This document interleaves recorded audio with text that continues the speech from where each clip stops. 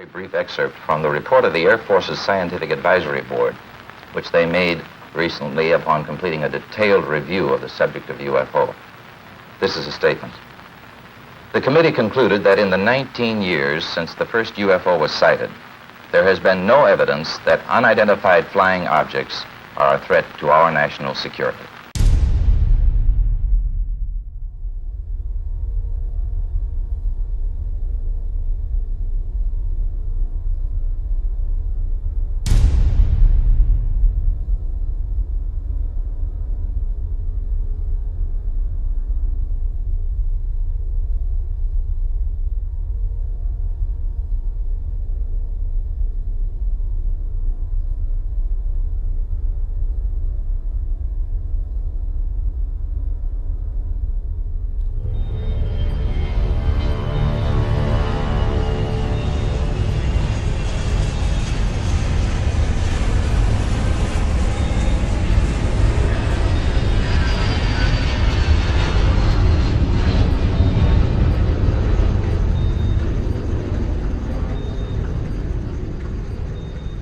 And I took a camera that was set up with an 18A ultraviolet filter on a Super 8mm color camera, and I set the camera to expose at 2 frames a second so that I'd get some endurance out of the small roll of Super 8 film. I took it up in an airliner between Long Beach and San Jose, and I fired it out through the airliner window with the 18A filter over the camera, and there were UFOs coming and going to the side of the airliner during the flight. And on takeoff from San Jose, one of them warped around the wing of the aircraft and is seen at 2 frames a second on this film. I always hoped that people would take this up because I did publish it, but there just wasn't any ambition to penetrate into the invisible. Everybody wanted ships from other planets with men in them. So that's where it's laid until this day.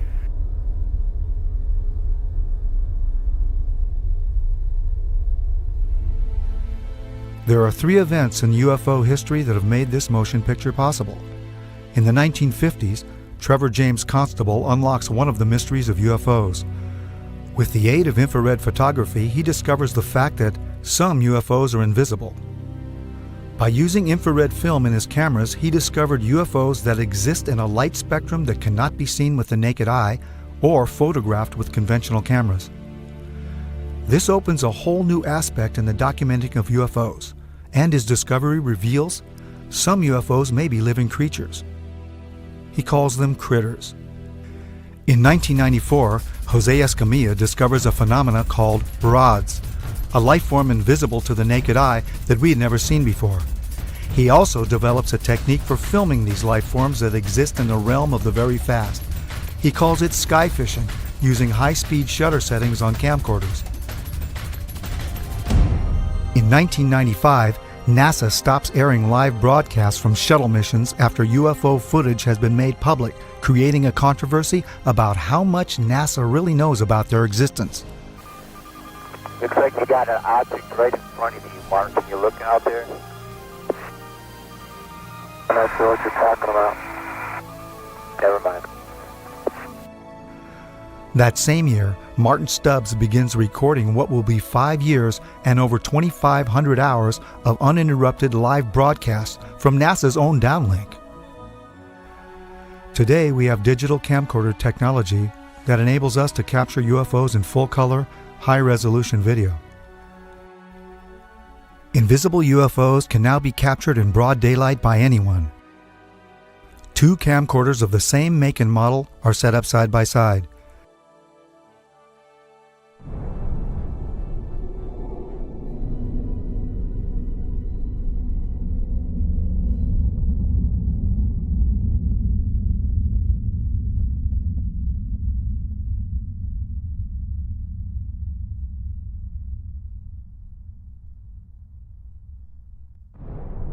What has never been seen that exists in the invisible realm of the infrared can now be seen using current camcorder technology.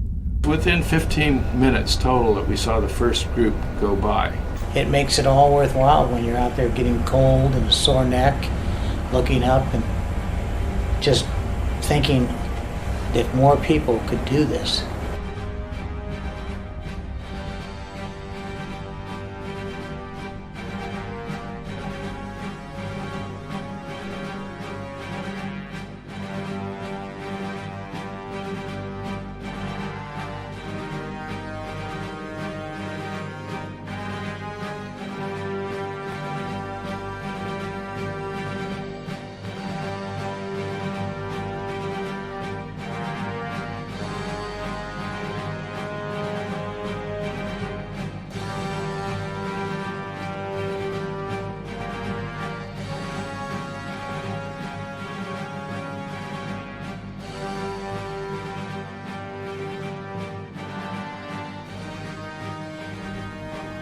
Using this new technology for filming UFOs invisible to the naked eye, someone out there will eventually capture the best UFO or ROD footage ever.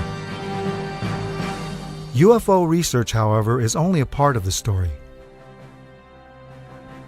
I think it's long past time to open this up to the public. Give us information to the young people of the world in this country.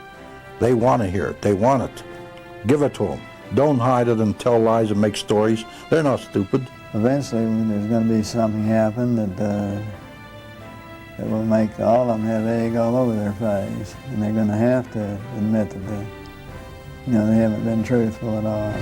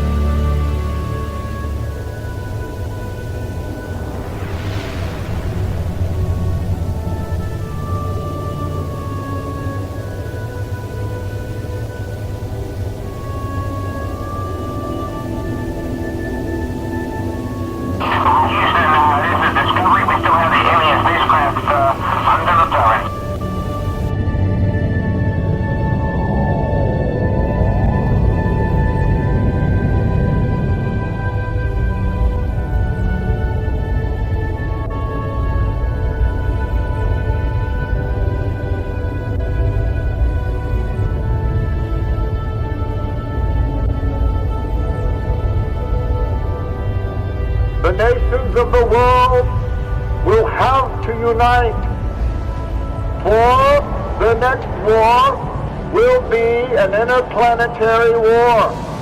The nations of the earth must someday make a common front against attack by people from other planets.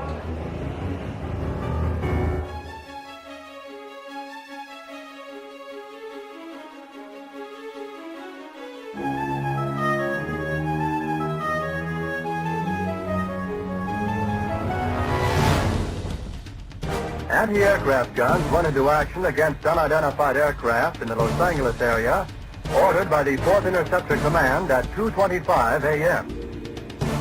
The unidentified object moved slowly down the Pacific coast from Santa Monica and disappeared south of Long Beach.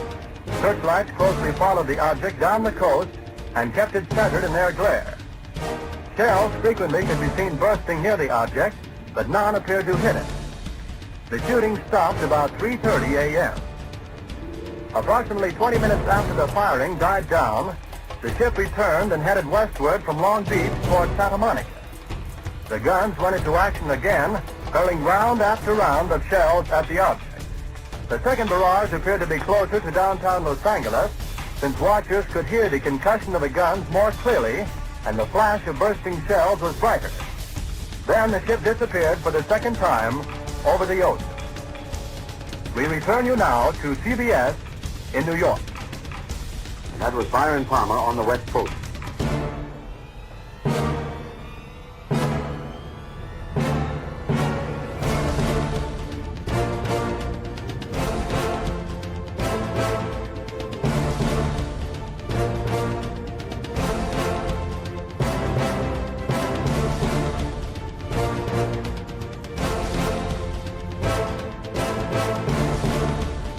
Battle of LA was the first time that our military actually fired upon a UFO. The next day, the military told the press it was nothing but a weather balloon. Another report was that they fired at nothing, due to war nerves. The Army was not too pleased with these reports. If they could not bring down a weather balloon with almost 1,500 rounds fired and direct hits, then what would they be able to do firing at real enemy targets? This was the first time official denial was put into motion regarding UFOs. This was 1942, only a few months after Pearl Harbor. Our distinguished guest for this evening is Dr. Willie Lay. Well, now, is our own government, our own Defense Department, taking the flying saucer report seriously? They have to. After all, the Air Force, which is the one which is investigating, is charged with the defense of our skies. So if there's anything in the skies which they don't know and cannot account for, it makes them understandably uneasy. Major Donald E. Kehoe, a retired Marine Corps officer, insisted that the Air Force knew more than it was telling. We are being observed by some type of device which is ahead of us, far ahead of us, and is probably controlled by a highly advanced superior civilization. It has reached to the point where many people in the Air Force have the same conclusion. In fact, the Air Force at one time had a top secret estimate that these things were interplanetary spaceships. Right now, if you report having seen a flying saucer, you open yourself up to ridicule too, which is something which is deplored by the Air Force. In other words, members of our audience who might, for one reason or another, see a flying saucer can make the reports to the Air Force and be rendering a service now, yes, and not invite ridicule. Instead of being a subject for ridicule and a big joke, actually is a serious matter which could affect the lives of all of us. Actually, most people who report a UFO sighting are patriotic citizens who have been mystified by something that they've seen, and through a patriotic sense, report it to the local law enforcement officials or to the United States Air Force base near them. The first reports were brought in by quiet and sober citizens, like Frank Manor. I looked north of me, and looked like a fallen star. It was red and kind of coming down, and on about a 45, and so then I watched it, and I was going to see if it landed, and then maybe go down and see what it was. And when it got to the top of the trees, it stopped, and a blue and a white light come on it. And I looked at it, and I thought I was seeing things. Frank Manor's UFO remained over his swamp for more than 4 hours. His children saw it, his in-laws saw it, residents of the area saw it. And I saw it looked to be shaped like a pie. I could see the front of it. I just saw the round front, and I could see the lights on either side. I just wanted to stay there and keep my eyes glued to it. I couldn't leave. But I can't fathom it because it seems so unreal. William Van Horn, Hillsdale's undertaker and civil defense director, also spotted the UFO and was with his Geiger counter the next day, checking a mysterious perfect circle where the UFO had been seen. No one photographed it, but Sergeant Newell Schneider of the Sheriff's Office remembered it well enough to draw it. No, it moved very rapidly at any speed, or rather any direction it wanted to go, why it could change and go to the right or the left or go crossways without hesitating a bit. What do you think it was? Well, if they call it a flying saucer, that's what it is. The Air Force sent its chief scientific consultant on UFOs, Professor J. Allen Hynek, to check the Michigan sightings. Dr. Hynek agreed that the good citizens of Michigan had seen something in the marshlands. He thought they had seen marsh gas. They, as children on the farm, had many experiences with swamp lights, and that this was obviously the thing that it was, and they couldn't understand why the people in Michigan got so excited over swamp lights. Dr. Hynek's belief in marsh gases was not exactly welcomed by Ann Arbor Sheriff Douglas Harvey, who had some interesting things to tell me. Because if he's going to say it's marsh gases, I'll tell you now, in all due respect to Professor Hynek, he's all wet. I think this is a flowered up deal, because last night he was in my office, and this is what my statement will contain, and at 11 o'clock he had no statement whatsoever to make. He told me he had no idea what it was, but he said the Pentagon said that he had to make a statement tomorrow. He said, I don't know what I'm going to say.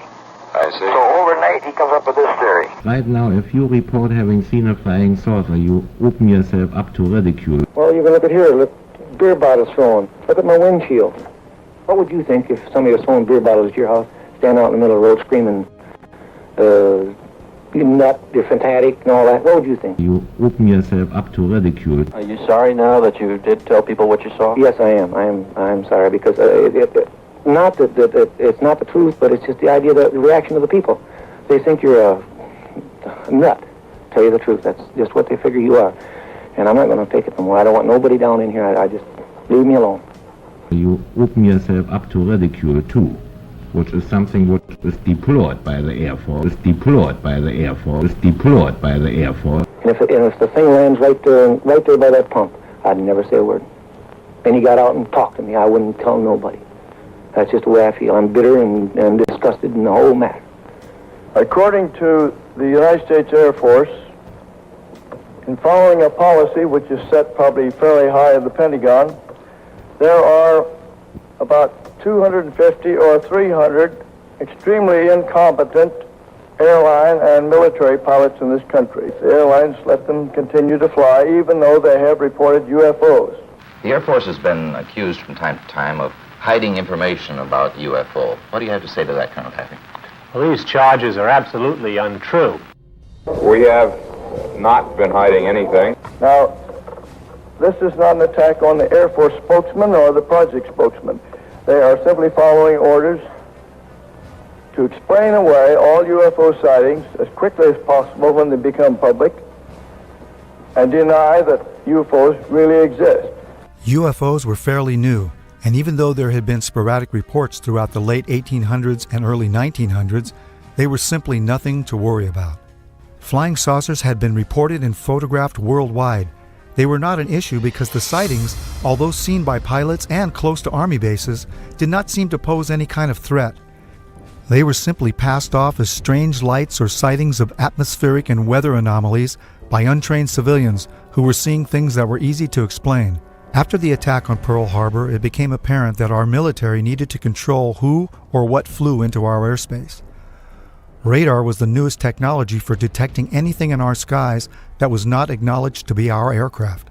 The Battle of LA was an example of an unknown aircraft that was immune to all that our anti-aircraft guns could deliver. Nothing could bring this one object down. What was our military going to do to control this unknown threat?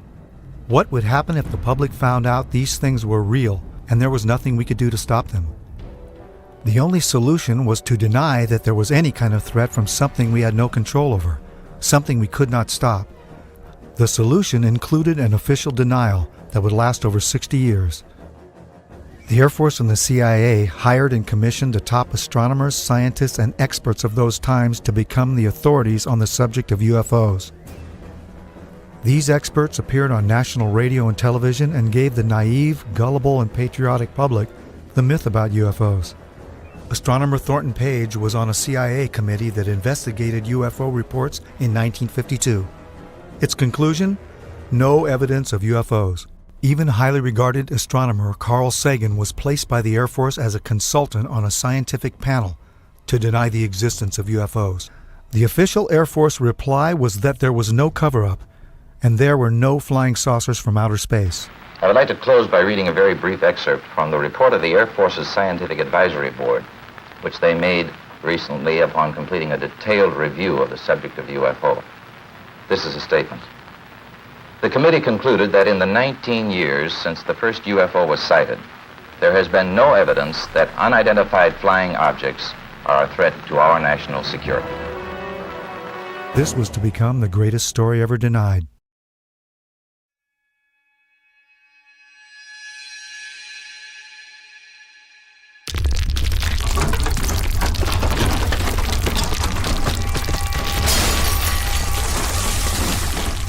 Like many other people in the Los Angeles area, my brother and I were devastated by the Northridge earthquake. I was awake that morning making final edit decisions on a film that we had been working on for the past year. Our film and video editing studio was destroyed, so we had to finish cutting the film at one of the labs in Burbank. We didn't realize that the earthquake was only the beginning of what would become one of the many life-changing events that were about to unfold. We decided to go home and visit our family for a while before coming back and starting all over again. We went back to Roswell, New Mexico, which is our hometown, and a couple of months later we filmed the first broad daylight footage ever taken of UFOs over the Roswell area. We compiled an enormous archive of broad daylight UFO activity at Midway, which is where we all grew up, and which is located just 9 miles south of Roswell. Midway is also the place where the rods phenomenon was discovered.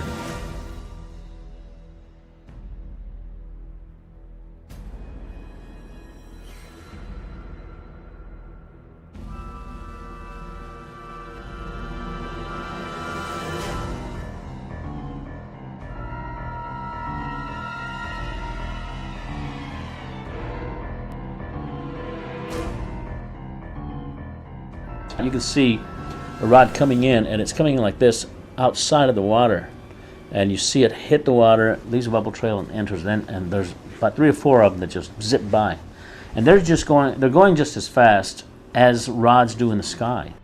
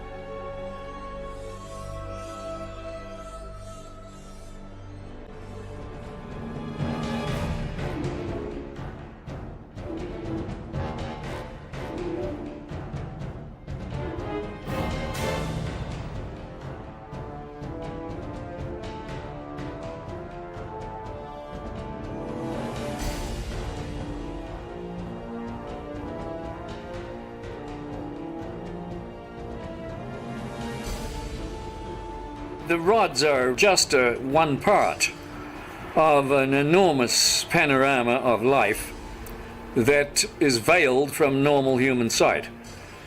In the case of the rods, you found that by using an extremely fast shutter, you could slow down and objectify something that would otherwise elude the photographic process. They would be gone before they could be put on a frame. But that doesn't mean that they're not there. It just means that you need a device, an apparatus that will remove an optical limitation that you have. We don't reject the microscope because the microscope intensifies the power of human sight. Without it, the world of the microbe would not exist.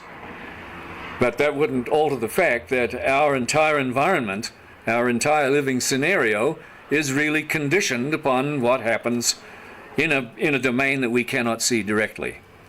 In my opinion, the same thing applies, and this will be verified in years to come, at the upper border of nature.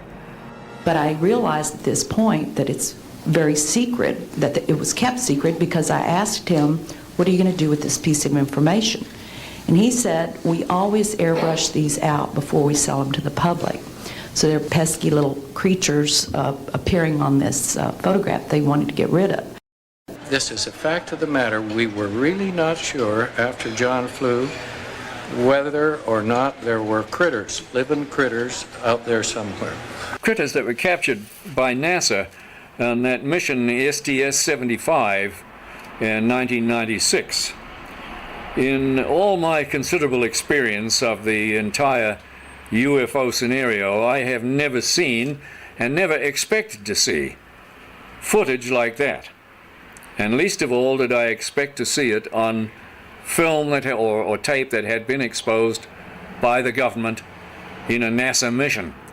The shuttle Columbia in this mission was equipped with a very sophisticated and expensive ultraviolet camera. It was sensitive to the near ultraviolet. And when they were up at 300 miles above the atmosphere, they launched from the Columbia a small satellite with a tether.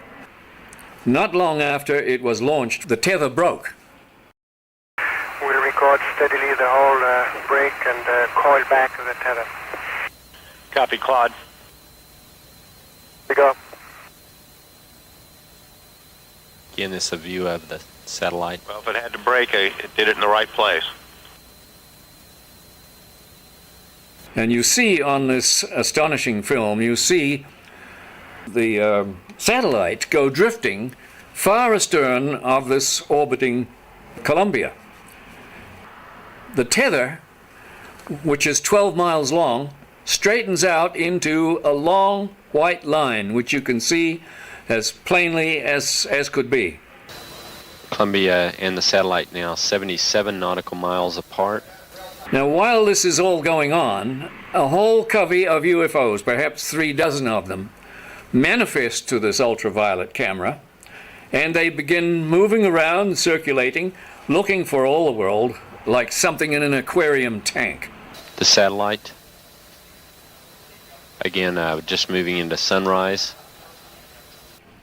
Now, Houston, of course, down on the ground, is getting this feed from the Columbia, and they ask the astronauts in the shuttle, what can they see? What is it they can see? You guys getting the image? Franklin, we see a long line, a couple of star-like things, and a lot of things swimming in the foreground. Can you describe what you're seeing? Well, the long line is a tether, and there's a little bit of debris that kind of flies with us. It is like a brilliant white bar. It looks like a neon sign, and it's 12 miles long. Now, what this does is give you a sort of cosmic ruler by which you can get an idea and an estimate of the diameter of the UFOs that are flitting around down there. Now, when you see them go behind the tether, that means that you can use that tether like a ruler to measure their diameter. And those things that are down there going behind the tether are between 2 and 3 nautical miles in diameter.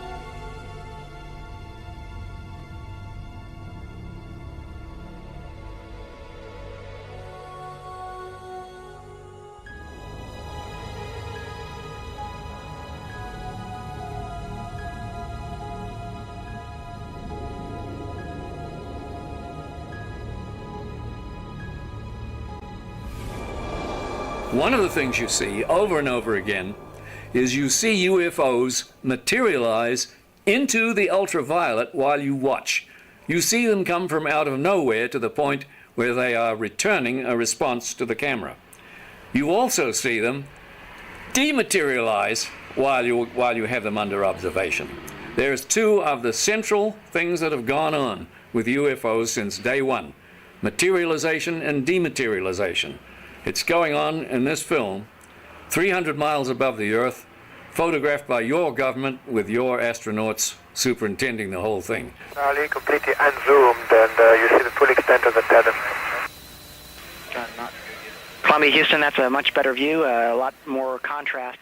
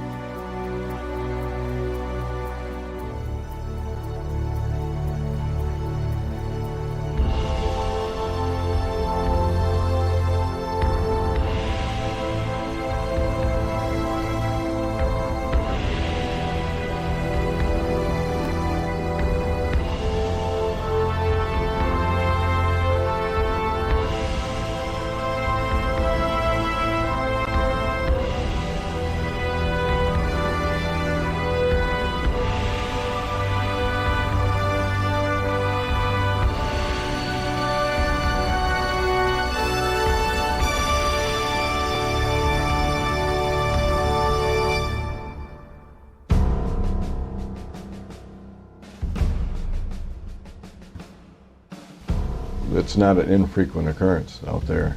They have them quite often. There were probably 1,500 reported cases at that time.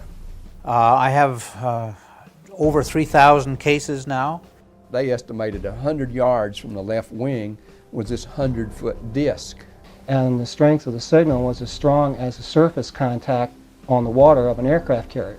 This contact was huge. We were flying tankers over England, and London Control asked us to intercept a UFO. So it would go from 1 o'clock, 7 or 8 miles to 6, 7 o'clock, 7 or 8 miles inside of 4 or 5 seconds. You have to be moving pretty quickly. They could rise, just go straight up. They could do that. Just seemed like instantaneous. Once they started moving, they went straight up, for a while, and then they went zap and left the atmosphere, just was gone. It just took off into space. It just left at high speed. Yes, there have been ET visitation, there have been crashed craft, there have been material and bodies recovered. I didn't want to look at it any longer than that because I felt that my life was in jeopardy. So I was beaten, literally hitten in the ribs and pushed, and I was resisting. And I know Sergeant Bustinza was doing the same thing. He said, "You are never to speak of this again. As far as you're concerned, this never happened. And you never saw this. And I don't exist, and this situation never happened."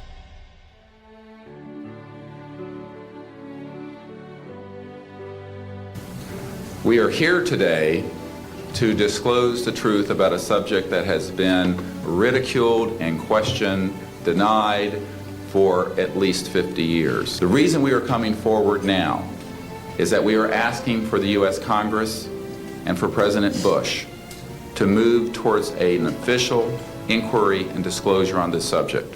Morning, ladies and gentlemen. My name's Clifford Stone. I was a Sergeant First Class, United States Army. My name is Dwayne Arneson.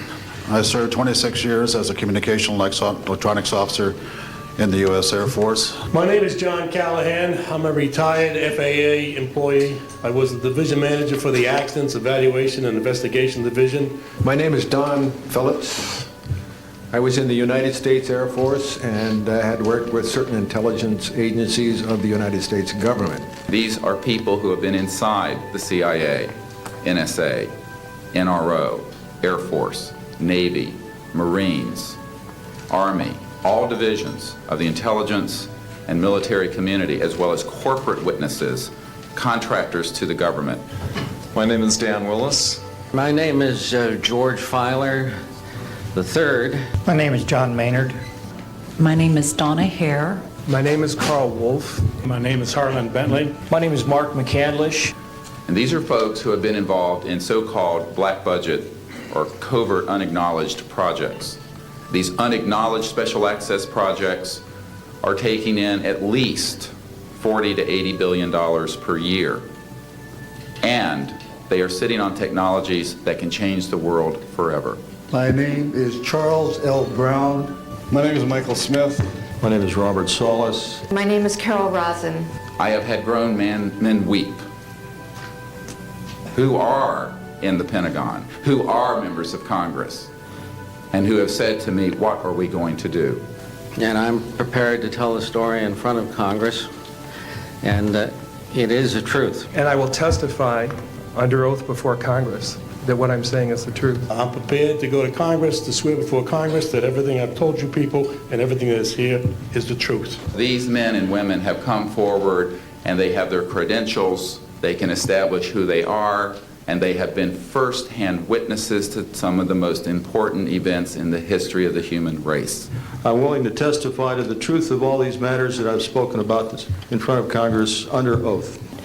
I'm willing to testify before Congress that what I'm saying is true. And I am prepared to testify in detail concerning these events and their truthfulness before Congress. These statements are true. I'm willing to testify under oath before Congress. That I will testify under oath as to what I say is true, and I will do so before Congress. I will testify before Congress if necessary and explain exactly what happened. And I will testify before the Congress under oath about everything I have said and more. I have personally briefed a sitting director of Central Intelligence, James Woolsey, President Clinton's first CI director. I have personally briefed the head of the Defense Intelligence Agency, the head of Intelligence Joint Staff, members of the Senate Intelligence Committee, many members of Congress, members of the European leadership, the Japanese cabinet, and others.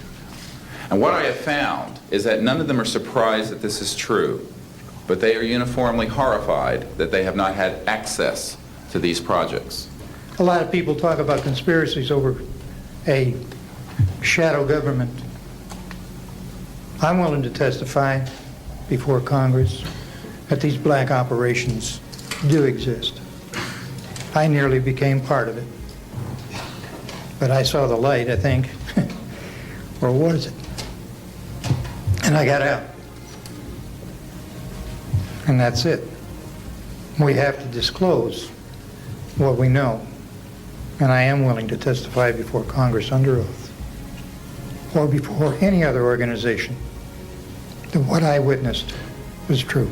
This whole project of bringing this out in the open will probably take other people too. But myself, I'm 73 years old, and I've had a good life and no regrets, and I've loved this country, and I've been a Christian all my life since I was about 11 years old, and so I believe God wants this known. And I believe the cosmos wants this known. I know we're not alone in the universe. I know that the absence of evidence is not evidence of absence. It's evidence that has been denied to the American people.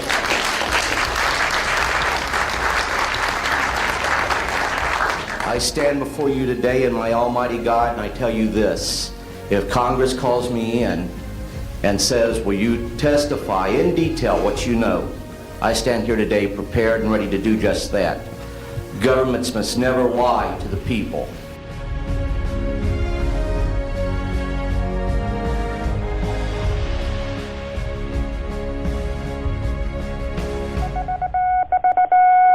Headline edition, July 8, 1947. The Army Air Forces has announced that a flying disc has been found and is now in the possession of the Army.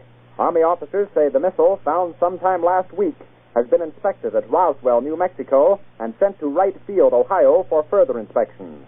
The whole project was get as much information and technology out of these crafts as fast as they could, and to steer the news media off on some crazy idea that these sightings were created by college pranks and balloons and meteorological problems. And a lot of the information was siphoned off by the CIA and the National Security Agency and people at ONI, Office of Naval Intelligence. It was the first time I'd ever seen anything like this before, and all eyes were just peeled on that particular thing. And when he told us what it was, it was frightening. It was eerie. There, you could have heard a pin drop in the room when it was first mentioned. Well, he said it had been taken from one of the craft that had crashed in New Mexico, and that it had been taken from a box of materials that the military was working on. They didn't use the word reverse engineering at that time, but it was something similar to the reverse engineering that they felt like they needed to work on, and it was going to take years to do this. I was a duty officer that night, and I went to the veterinarian section, and one of a sergeant I knew very well was sergeant of the guard that night.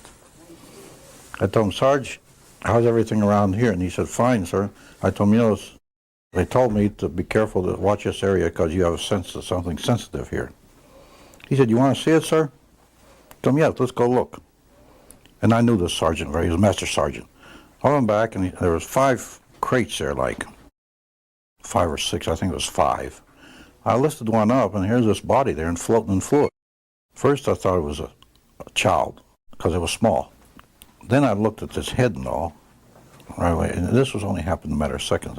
Then I put the end back down, and the head was different, the arms were spindly, the body it was gray. So right at that moment I figured, I don't know what this thing is. So like in the intelligence business, I just better put it in the back of my head here and wait till maybe in the future I get corroboration so I can evaluate what it is. Curtis LeMay started to open up and talk about what he told me about Roswell and the crash that had occurred, and he told me that he was aware that it wasn't ours, it wasn't the military's, the Air Force or the Army or the Navy, and it was highly strange. It was a highly strange vehicle that crashed. And he said, I'm going to tell you something. He said, but if you say that I told you, I'll swear I never even mentioned it to you. I said, no problem. And he said to me, you know I'm a member of General Douglas MacArthur's security guard. He says, I'm on my way to the States for TDY. He said, I'm going to tell you something. General Douglas MacArthur was very familiar with the Roswell incident, the crash material, and also the bodies, because he himself has seen them. There I started getting the autopsy reports. I started getting other crash reports, the artifacts I got. And I did get one time a report that NSA was getting signals from space, which were not just space noise or or unscrambled or something you couldn't read. They were really very perfect and looked like something was guiding them. There was a real message, but we were never able to decode it. This was a very coordinated message. It wasn't space noise or just noise coming. It was a pattern. The one person I happened to meet and took quite a shine to, and he to me, was a Dr. Adolf Raum. Just for a little background on him, he was from Switzerland originally. He was on their first A-bomb test in the U.S. He knew Dr. Oppenheimer personally, and just a fine, fine gentleman. One night after supper and after a few martinis, I jokingly asked Adolf, I said, what do you know about the little gray men that are supposedly on ice here at Wright-Patterson? And I can distinctly recall his face turning ashen white. His voice got very stern, and he said, Arnie, he says, all I can tell you is that they were not weather balloons, and we will not talk about it again. You understand? And there was no uncertainty in my mind that we wouldn't talk about this further. We can safely say that, yes, there were some captured craft in Roswell, New Mexico, and yeah, they were real. And yes, we really did get some technology from them. And yes, we really did put it to work. How many bodies had been recovered? Don't know.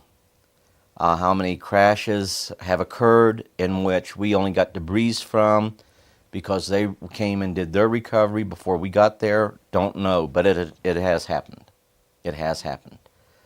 When they have problems, just like we send out a distress call, they send out a distress call, which is something that a lot of people don't allude to or don't even, it's the one question that's never asked. But here again, we think of them as something intangible, like that stuffed animal there. But they're living, breathing creatures, as mortal as you and I. They think, they have loves, they have likes, they have dislikes, they have social culture. This is so important to try to make people understand that that is the case. There were more crashes than Roswell that people don't understand is that there was one in 1948 and there was another one in 1949. The radar testing in New Mexico was the cause of a lot of them that were crashing, and high-powered transmitters, when they would get too close to transmitters, it would interfere with their guidance control and they would just crash. Other craft that crashed, we had shot them down. As an example of some of our precision, we have here a photo of an object re-entering the Earth's atmosphere. Through our programs, we were able to predict a precise time that this was going to happen and notified a particular agency who then went out with a camera and was able to obtain this photograph. What altitude? This is just entering the Earth's atmosphere somewhere around 400,000 feet. We've been successful. We crashed in White Sands, New Mexico. We tracked it. We were tracking it at the time, and we were successful in damaging enough where it crashed.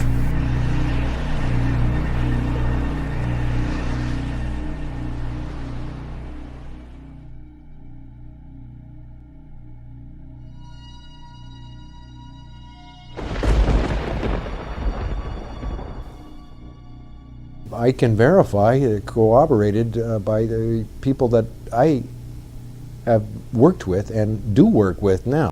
He made a comment that was really funny at that particular point. I didn't really connect it with anything until later. He says, "You have no idea at all what we're about, do you?" And I told him, "No, sir, I don't." He says, "Well, someday the technology will be out there that has been totally back-engineered. Went right over my head at that particular point. When we gave the information out, we gave it out and insisted they take the patents. But also we put a little bit of a requirement on there. Requirement, feed it back to us for the competitive edge of the Army. Take the patents, make all the money you want, but give it to the American people and give it to the world. The Japanese, they interviewed me, and I told them when we put the integrated circuit out, we also gave it to you.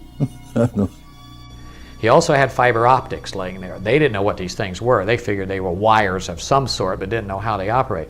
The interesting thing that shows you that we have not achieved a point of where these fiber optics are is my dad would also hold them in his hand, and when he closed his hand around them, the ends would be glowing. So this means they contain their own energy. Okay, well, why would you need a fiber optic system in a spaceship? Well, okay, if suddenly everything in the vehicle suddenly becomes mass canceled, and even the electrons become mass canceled, it means that all of the telemetry that's going through your system is going to go out of haywire. It's going to be like suddenly the system goes through a phase change and everything's superconducting. Why use fiber optics? Because photons have no mass, supposedly. So they're unaffected. So it means that any information, any telemetry that you send back and forth to your computer, it doesn't matter if the computer functions at a superconducting level because it just makes it faster, more efficient, smarter. But you want to be able to control the aircraft so it doesn't crash. What's the best way to do it with fiber optics? A second innovation involves the delicate task of monitoring composite surfaces against pressure, stress, strain, and chemical decomposition. This is often achieved through a series of Bragg grating sensors located along lengths of fiber optics which are embedded into composite materials. However, NASA has increased the sensing locations exponentially from what is currently available. Applications for the macrofiber composite are almost limitless.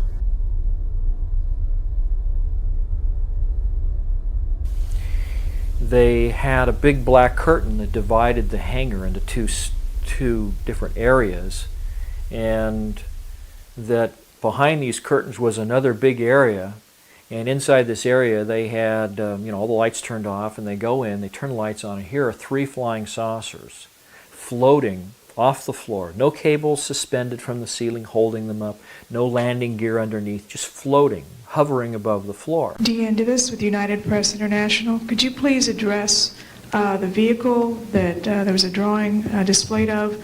Why would this vehicle be on display at an air show? There was one facility at Norton Air Force Base that was close hold. Not even the wing commander there could know what was going on. He said there were 3 vehicles. The first one, the smallest one, the one was partially taken apart, the one that was shown in the video that was running in this hangar, November 12, 1988 at Norton Air Force Base, was about 24 feet in diameter at its widest part, right at the base of that flange. And during that time period, throughout my career, it was always rumored by the pilots that that was a cover for, in fact, a location of one UFO craft. And they had little exhibits. They had a TV, a little videotape running showing the smallest of the 3 vehicles sitting out in the desert, presumably over a dry lake bed at someplace like Area 51. And it showed this vehicle making 3 little quick hopping motions like that, and then accelerating straight up and out of sight until you couldn't see it, and completely disappearing from view in just a couple of seconds. Yes, there was craft there. I've talked to others that have worked on it. There's different levels there. And the reason for that location was folks that could come out, land at Norton, play golf, be part of a golf tournament and so forth, and during that process could go by the facility and actually see the UFO. So obviously, this is a vehicle that not only is capable of flying around through the atmosphere, but it's also capable of going out to space and collecting samples. And it's using a type of propulsion system that doesn't make any noise. As far as he could see, it had no moving parts, didn't have any exhaust gases or fuel to be expended. It was just there, hovering. In a few instances, I can say there are clearly over-unity electromagnetic devices, things that produce more electrical energy out than in. This is an alien reproduction vehicle, and just to be clear, this means that it is based on advanced anti-gravity and zero-point energy propulsion systems. The next biggest one was 60 feet in diameter at the base. There are corporations such as SAIC, Lockheed Martin, Northrop, and others that deal specifically with this issue, with advanced energy and propulsion systems connected to UFOs. And I think that what has happened, from the best we can tell, from insiders that have briefed me for now about 8 years, is that we have lost control of these projects from a constitutional law perspective because the infrastructure within military intelligence and corporate channels is so well funded and so complex and labyrinthine that there are compartments within compartments within compartments, and people who are in the Congress who make inquiries, and in fact President Clinton, when he made inquiries, were simply denied access, as you heard earlier that President Carter was denied access. Oh, by the way, and the largest of three vehicles was about 120 to 130 feet in diameter. I mean, that's massive when you think about it. It's just huge. The reason it's called alien reproduction vehicle is that it's based on the study of extraterrestrial vehicles, but it is manufactured by human military intelligence, aerospace contracting arrangements. We are not in Kansas any longer.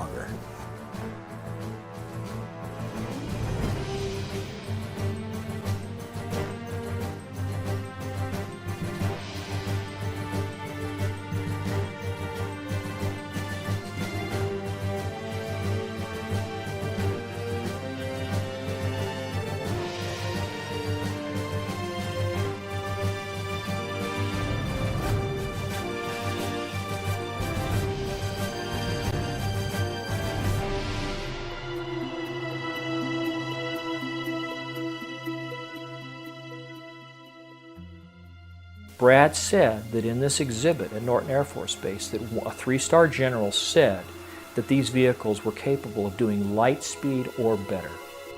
I think they made a mistake at Roswell. Rather than admitting it, they covered it.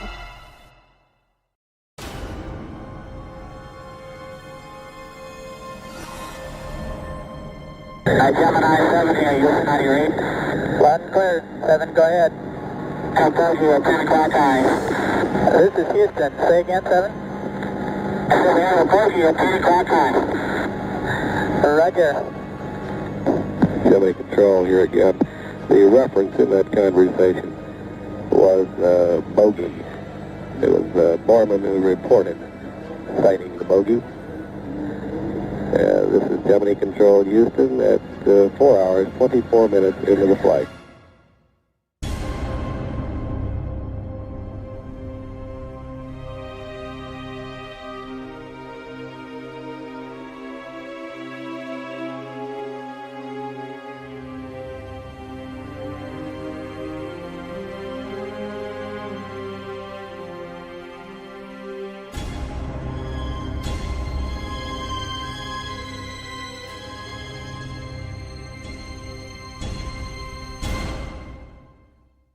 Our moon is an object that exists in our immediate space.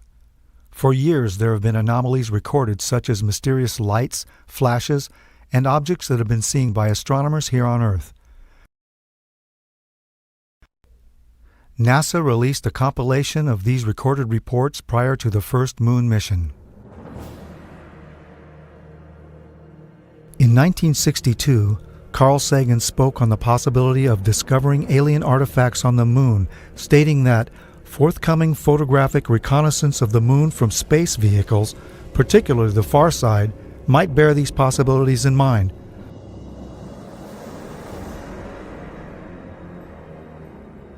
Rectangular patterns on air-space photos are recognized as signs of human culture in the remote sensing of the Earth and air archaeology. It seems reasonable, then, to search for rectangular patterns on the moon or on Mars.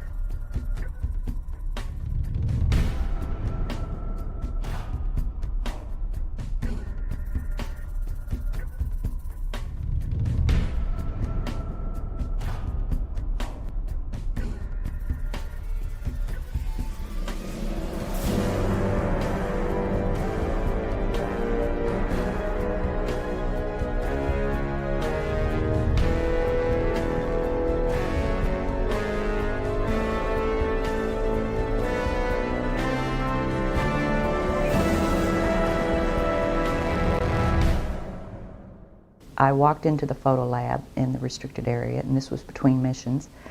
One of the gentlemen I had been friends with, and I still talk to occasionally, he pointed to one area of this mosaic. It was one panel of a mosaic. And I looked, and in one of the photo panels, I saw a round white dot. And at the time, it was very crisp, very sharp lines on it. And I said to him, what is that? Is that a dot on the emulsion? And then he's grinning, and he says, dots on the emulsion don't leave round shadows on the ground. And there was a round shadow at the right angle, at the correct angle, the sun shining on the trees. I saw pine trees. I didn't see a coastline. I don't know where this was. And I said, is this a UFO? And he's smiling at me, and he says, I can't tell you that. I can't tell you that. What I knew he meant was, it was, but he couldn't tell me. So I said, what are you going to do with this information? And he said, well, we always have to airbrush them out before we sell them to the public. In 1965, they had problems with a piece of electronic equipment that was bottlenecking their production of photographs. I was taken into the laboratory where the equipment was malfunctioning. A airman second class was in the dark room at that time. About 30 minutes into the process, he said to me in a very distressed way, by the way, we've discovered a base on the backside of the moon. And then he proceeded to put photographs down in front of me, and clearly in these photographs were structures, mushroom-shaped buildings, spherical buildings, and towers.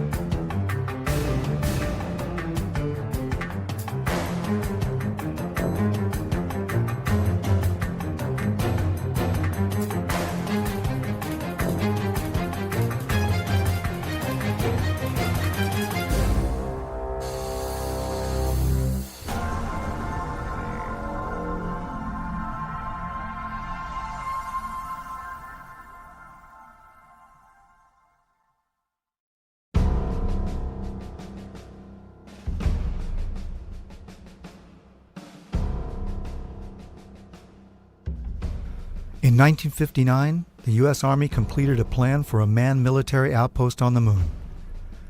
The Horizon Lunar Outpost was said to be necessary to protect United States interests on the moon, to conduct moon-based surveillance of the Earth and space, to act as a communications relay and to serve as a base for exploration of the moon.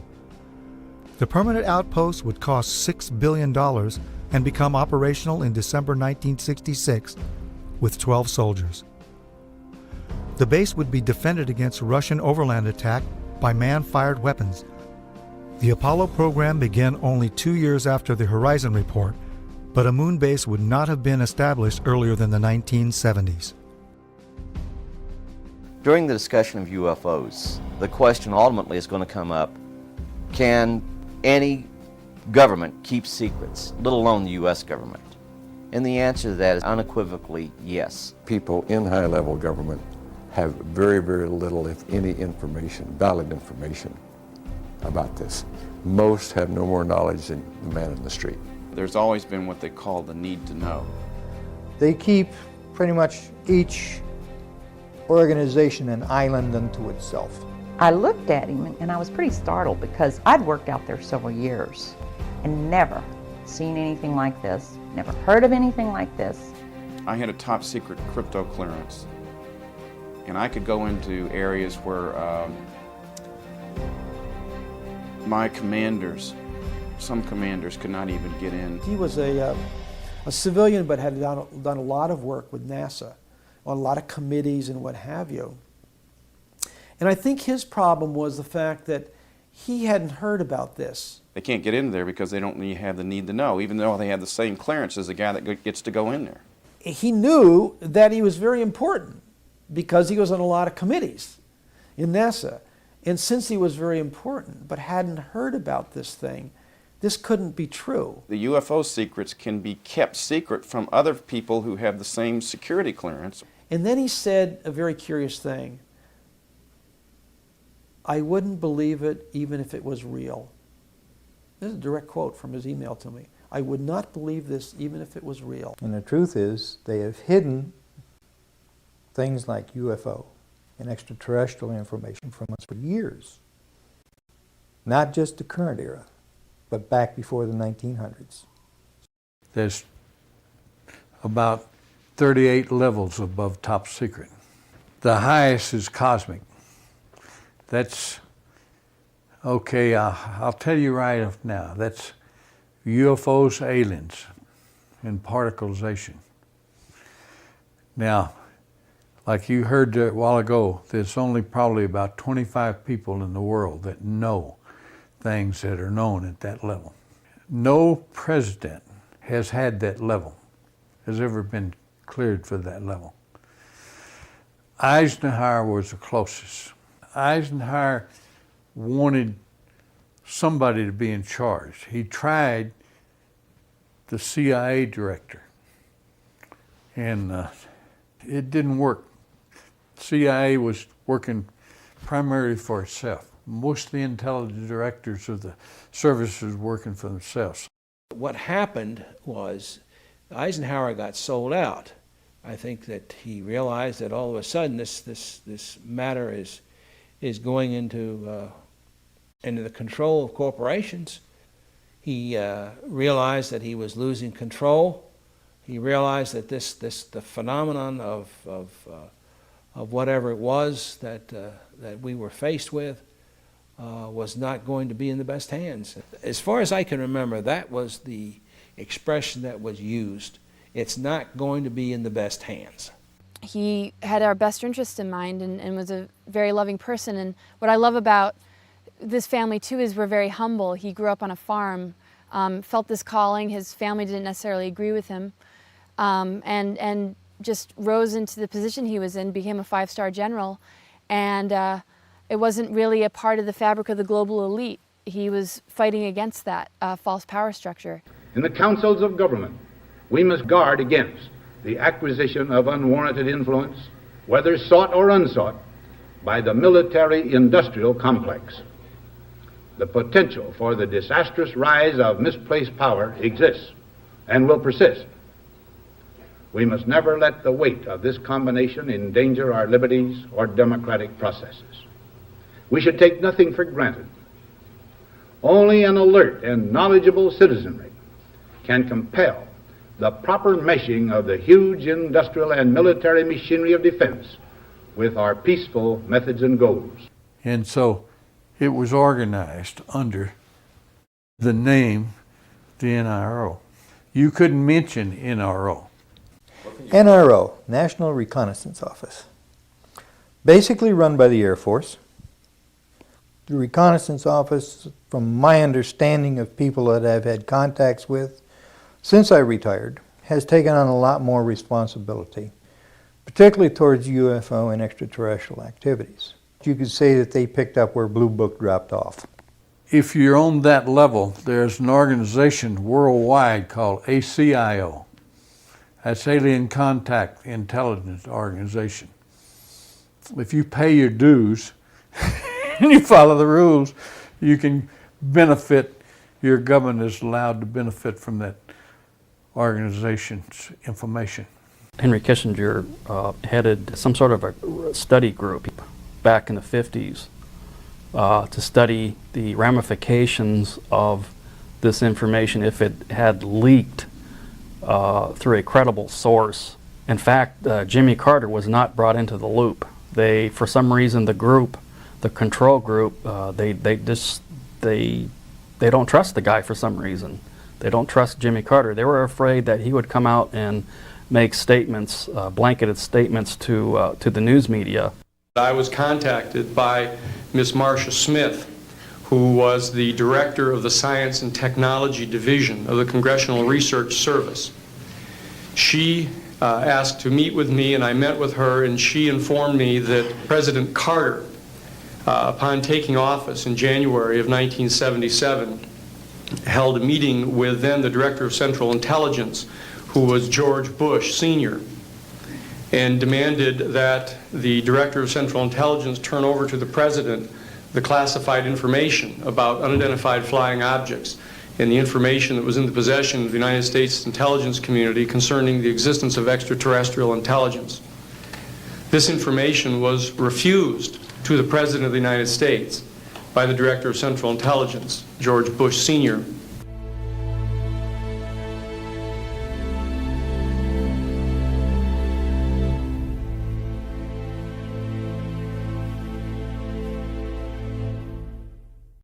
He told us we could not talk about this to anyone, including any of the other crews, our spouses, our family, even amongst each other. So we could not discuss this at all.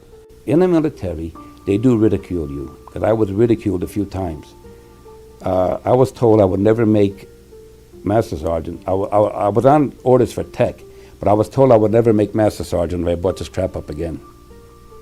The pilots that had seen things and talked about it, some of them were let go. Some of them released from their flying and treated as nutcases and things like that.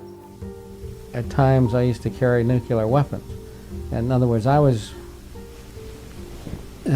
mentally fit to carry nuclear weapons, but I'm not mentally fit if I see a UFO. Well, this criticism and this ridicule has, I think, done more to keep the story coming out than almost anything else. It had been discussed with me on numerous occasions. Talked about what could happen to me militarily and what could happen to me even if I discussed this as a civilian.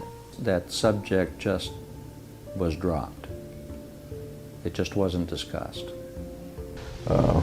Anything to discredit you, and you'd never get a promotion, and I'd spend the next 3.5 years up at the North Pole living in a tent checking the weather balloons. I've made no money from this. I've got nothing but pain and suffering out of it, out of talking about it. I've been harassed at my home. This was used against me partially in losing a job once in teaching. I've had a hell of a time after I've told this story, but I continue to tell the story because I think it's important for people to understand that this sort of shit goes on in the government. He was sorry he wrote the book. He was sorry he exposed the family to the ridicule, to the lawsuits. It's been very tough on our entire family. He did not want to die, leaving us with these problems. Just hope that the future people such as yourself and me will know what to do with this type of knowledge that this man brought forward. I do say that he is the first man to come forward in a high capacity.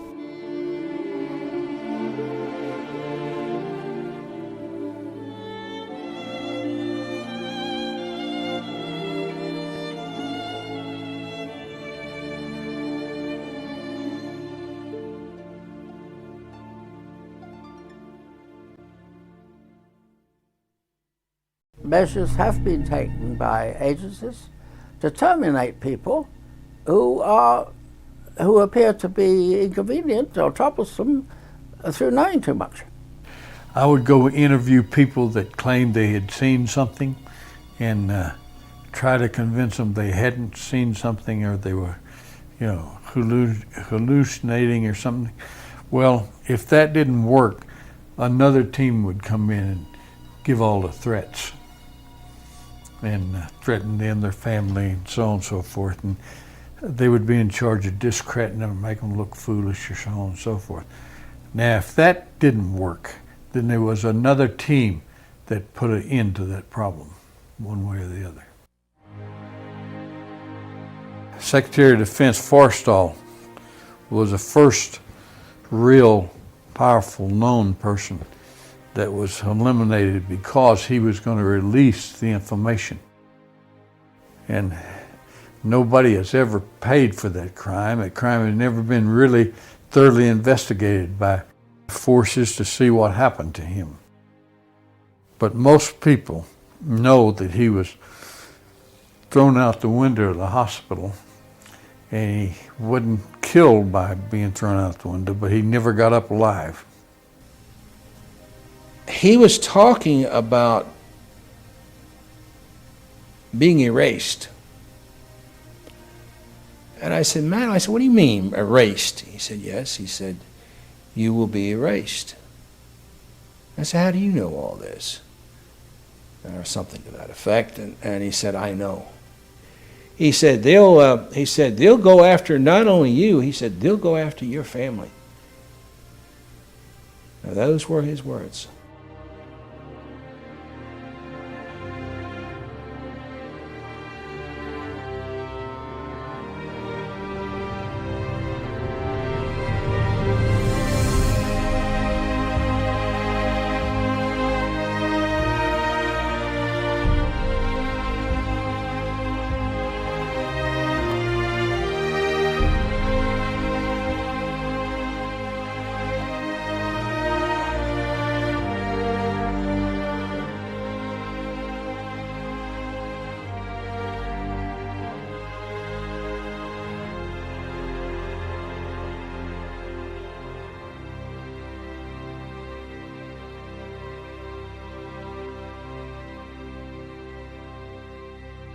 And they're yelling at me, and they're hollering and cursing, and you didn't see anything, and we'll do you and your whole goddamn family. And they're it was basically that for about 8 or 9 hours. These guys, they're just off on their own. There's no oversight, no control. They just do whatever they want. They don't. And they're evil, man. These people are evil. Basically, it's an oversight group intermingled with the National Security Council and the National Security Planning Group. They have full control. They have no congressional oversight whatsoever. They answer to nobody except for the President of the United States. But they're trying to push it aside away from the President. When I was a corporate manager of Fairchild Industries in 1974 through 77, I met the late Dr. Werner von Braun in early 74. At that time, von Braun was dying of cancer, but he assured me that he would live a few more years in order to tell me about the game that was being played, that game being the effort to weaponize space. Weapons in space is still a big enigma. Black covert operations. Von Braun's purpose in life during the last years of his life, his dying years, was to educate the public and decision makers about why space-based weapons are dumb, dangerous, destabilizing, too costly, unnecessary, unworkable, undesirable. The strategy that Werner von Braun taught me was that first the Russians are going to be considered to be the enemy. In fact, when I met him in '74, they were the enemy, the identified enemy. We were told that they had killer satellites. We were told that they were coming to get us and control us, the dirty commies, that whole story. First, the Russians were the enemy against whom we're going to build space-based weapons. The ballistic missile defense system is probably a pipe dream in the sense that if what it's designed for is that you know where it's coming from. And when we had Russia, there was a 50-50 chance that you knew about where it would be coming from. In 1977, I was at a meeting in Fairchild Industries in a conference room called the War Room. And in that room were a lot of charts on the walls with enemies, identified enemies, names that people had never heard of, names like Saddam Hussein and Gaddafi. But we were talking then about terrorists, the potential terrorists. No one had ever talked about this before, but this was the next stage after the Russians against whom we were going to build space-based weapons, these terrorists. They wanted a weapon system they could put in space that would stop a ballistic missile. That was the concept. This is 1977, and they were talking about creating a war in the Gulf region when there was $25 billion in the space-based weapons program that yet had not been identified. It wasn't called the Strategic Defense Initiative, at least, until 1983. This weapons system then had obviously been going on for some time that I didn't know anything about. When Star Wars was brought out as an idea, which was before Reagan actually, and incorporated into his administration, it became pretty much a window dressing, as one people would call it, but there was a lot of truth behind what they were trying to do. They knew the basic principle of what they wanted to do. So I stood up in this meeting in 1977 and it said, I'd like to know why we're talking about space-based weapons against these enemies. I'd like to know more about this. Would somebody tell me what this is about? Nobody answered. They went on with this meeting as though I hadn't said anything. We heard a lot about terrorism. Then we were going to identify third world country crazies. We now call them nations of concern. With the rogue nations we have today, it's absolutely ludicrous. But he said that would be the third enemy against whom we would be needing to build space-based weapons. And the next enemy was asteroids. Now at this point, he kind of chuckled the first time he said it. Asteroids, against asteroids we're going to build space-based weapons. So it was funny then. And the funniest one of all was against what he called aliens, extraterrestrials. That would be the final card.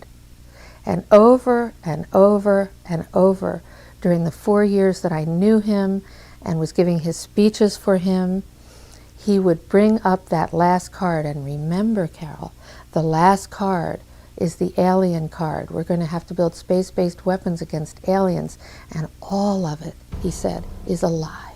Well, if they were hostile, my own knowledge is, and feeling, I don't know about all of them, is that we could have been, with their weaponry as it might be used, it could have destroyed us a long time ago. If beings can travel in time-space, then anything we would put in orbit as a weapon would be like going against Genghis Khan with a firecracker. Now, some would like for us to believe and like to develop the idea that the aliens and people are our enemy now, but that's not true. I noticed the satellite's positionings. I said, now this is supposed to be a system that tracks radar anomalies on Earth, right? You know, the whole thing, the movement. Yep, that's what it does. And I said, so why are half of them pointed towards the outer space? Towards the moon, towards areas that are just blank space. I have concluded that I'm fighting against the clock. That I have but a short time to try to convince people that we are moving in an avenue where we are going to militarize space. As a result of militarizing space, we are going to acquire new technology. We're going to evolve new technology. Well, at least half of those satellites you got up there aren't looking at Earth. He had received several transmissions from the Pentagon and from other satellite monitoring stations of the NSA that they were tracking ETVs, extraterrestrial, that stands for extraterrestrial vehicles. I said, what are they looking for? He says, well, you got to have need to know about that. We put nuclear weapons out in space as a line of defense, and we was ready to blow them up if they started in. He didn't mention a timeline, but he said that it was going to be speeding up faster than anybody could possibly imagine. He saw an object floating nearby. We took several pictures of it. It's fairly small. We just heard that in the process of poring over that heat shield, they found 3 more objects floating in close proximity to the space shuttle Atlantis. There you go, 1, 2, and 3. Unclear what those are, maybe a 4th there. Unclear what those are. Could be ice, could be little pieces of harmless debris. Worst case scenario, could be parts of the heat shield, and that is why NASA is concerned. So it's very hard to identify what those little things might be.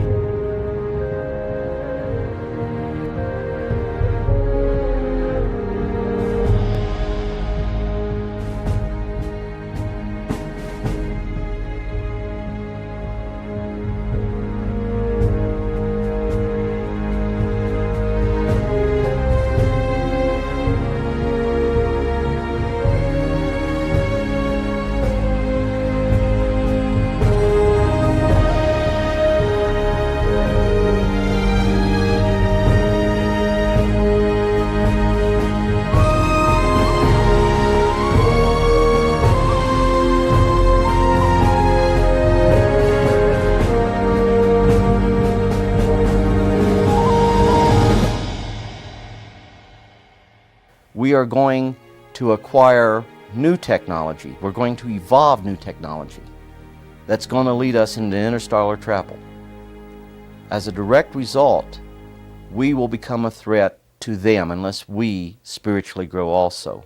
And in a memo that I wrote to President Bush, I've stated that this campaign will persist until our goals are met, and they are as follows.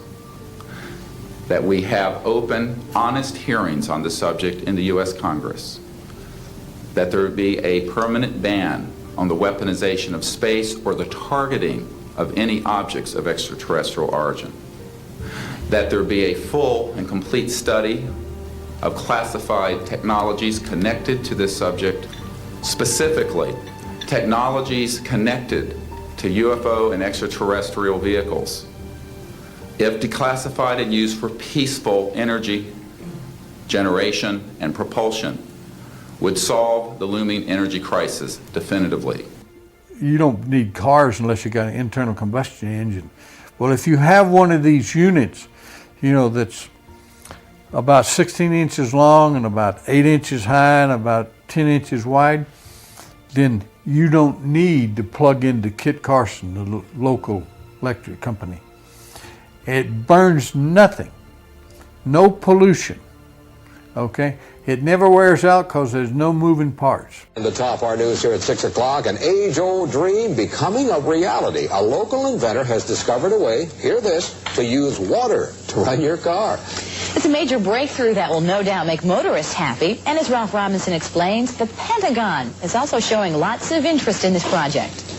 Water has always been considered a precious commodity, but Stan Meyer's invention may make it even more valuable. He has developed what's called a water fuel cell. It has taken the place of his old gas tank. The water fuel cell breaks down water molecules into oxygen and hydrogen. The hydrogen is used to run his dune buggy. I don't care if you use rainwater, well water, city water, ocean water. If you don't have any fresh water, go ahead and use snow.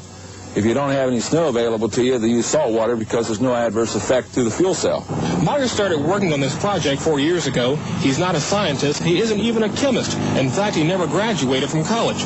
Myers was determined, he says, to design something to protect this country from oil embargoes. And we have calculated that if we take the dune buggy from Los Angeles to New York, we would roughly use 22 gallons of water. The Pentagon flew a lieutenant colonel in last week to look at Meyer's invention. There's talk of possibly using it in the Star Wars defense program and to run Army tanks. Myers is currently perfecting a water fuel cell for cars. It will cost about $1,500. He says it won't need any maintenance, and you won't have to replace it. It'll be at least 2 years before the fuel system goes into mass production. The day it happens will be one the fuel industry hates, but it'll put a smile on the face of those who've had to say at one time or another, fill her up.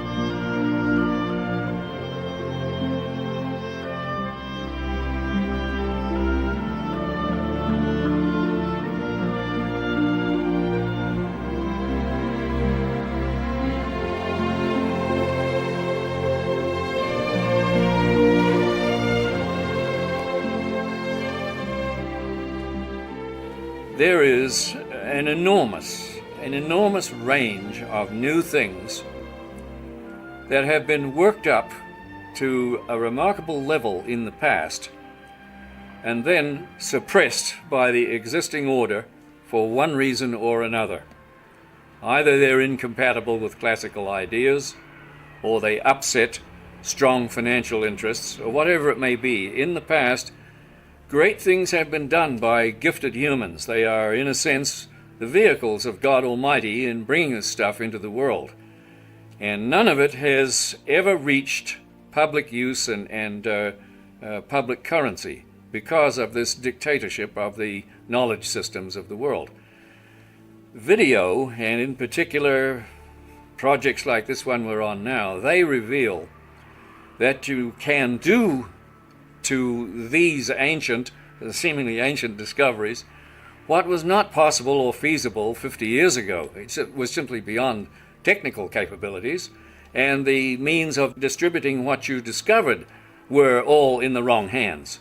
Nowadays, the internet has put all that to bed. You can't do that anymore.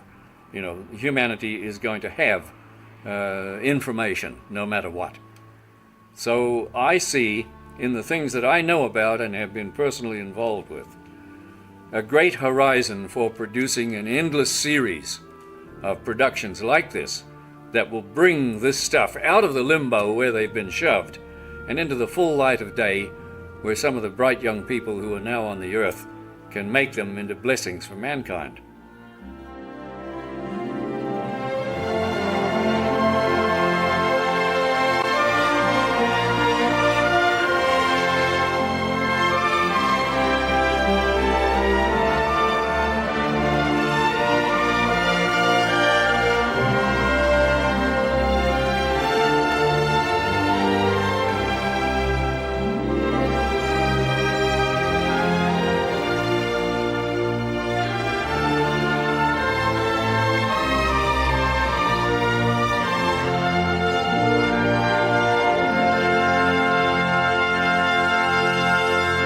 I have concluded that it's based on a few people making a lot of money and gaining power. We have cartels. We have a whole set of cartels in an area, interlocking corporations, and behind this we have a few people who are quite wealthy and who own most things. It's about ego. You know, everybody's trying to be the big monkey. It's really as simple as that. Who's control of petroleum of the world? A lot of people think that Iraq, Iran, and so on and so forth. They don't. We control it. Us and the British interests and the world interests. Well, some people refer to this the secret government. I would say that in terms of profiting from the status quo, big oil, there are certain geopolitical and financial infrastructures that would not welcome a definitive replacement to the fossil fuels. So what we get is the great Armageddon everybody's been dreading. It's about a few people who really are playing an old, dangerous, costly game for their own pocketbooks and power struggle. People in power right now don't want us to know is that this free energy is available to everybody. I will tell you, and we can prove this with other scientists who are ready to come forward, that we already have a complete replacement for any fossil fuels or ionizing nuclear power plants. We don't need them, we haven't needed them, probably have not needed them since the time I was born. The quote cover-up of this issue that has been going on for the last 50 years is probably the biggest single threat to our democratic society. This is the greatest strategic threat to survival of the United States and in fact of civilization itself. It still bothers me that I've seen all this, I know all this, and like I'm walking around like with the answer and nobody wants to ask the question. I think it's time for us to act to end this charade. It's definitely time to make this disclosure on this. It's been kept secret too long. One of the things that I'm upset about is that good people are forced to do illegal things, and I believe that this information should be given to the American public. It's the discovery of the lifetime of humankind, isn't it? To find out that we're not here alone. People are walking around in a daze. They have no idea what is going on. The fools may blow the world from other causes, don't misunderstand me, but they're going to blow it from this cause. A shadowy government with its own Air Force, its own Navy, its own fundraising mechanism, and the ability to pursue its own ideas of the national interest, free from all checks and balances, and free from the law itself. Whatever activity is going on, to the extent that it is a clandestine group, a quasi-government group, a quasi-private group, it is without any type, as far as I can tell, of high-level government oversight. And that is a great concern. We have contact with aliens not originating from some foreign country, but from some other solar system. And I have been a party to that.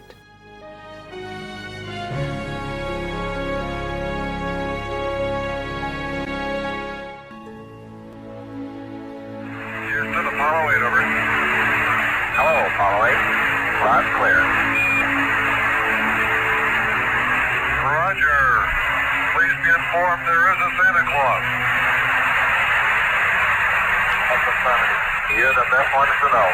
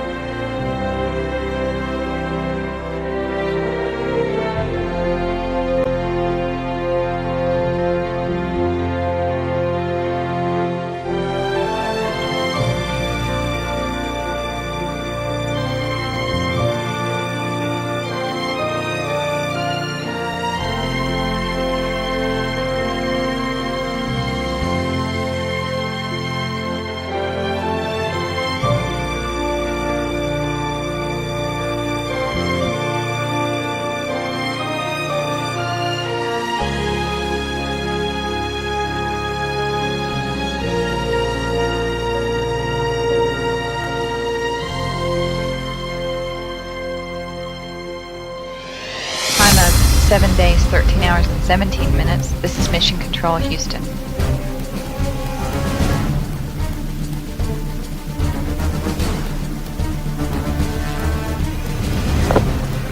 The Mir space station is now visible on the far left-hand side of the screen, about an inch from the bottom of this particular picture.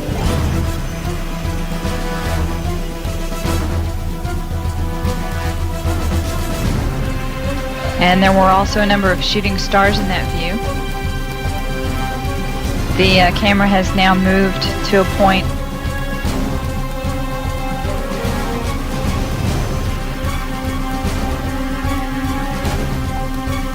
Okay, the Mir space station is the small flashing light in the center, about an inch from Camera Charlie on the left-hand side of the screen. It's slowly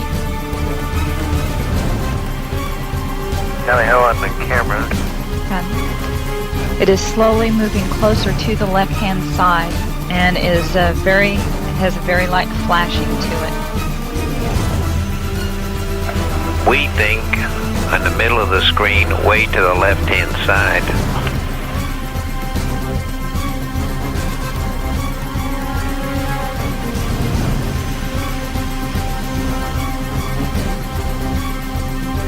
And we've seen a lot of meteors.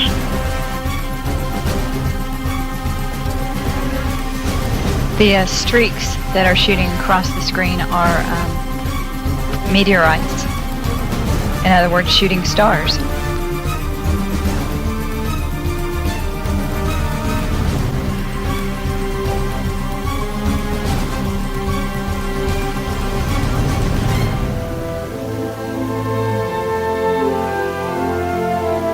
We think you can see a flashing light just a little bit to the left of the center of the screen, very faint.